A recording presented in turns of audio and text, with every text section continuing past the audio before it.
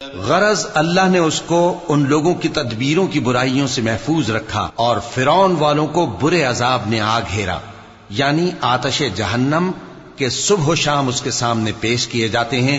और जिस रोज कयामत बर्पा होगी, हुक्म होगा कि फिरौन वालों को सख्त अजाब में दाखिल करो। और जब वो दोजख में झगड़ेंगे तो गरीब लोग बड़े आदमियों से कहेंगे कि हम तो तुम्हारे ताबे थे, तो क्या तुम दोजख के अजाब का कुछ हिस्सा हमसे दूर कर सकते हो? बड़े आदमी कहेंगे कि तुम भी और हम भी सब दोजख में हैं। अल्लाह बंदों में फैसला कर चुका है।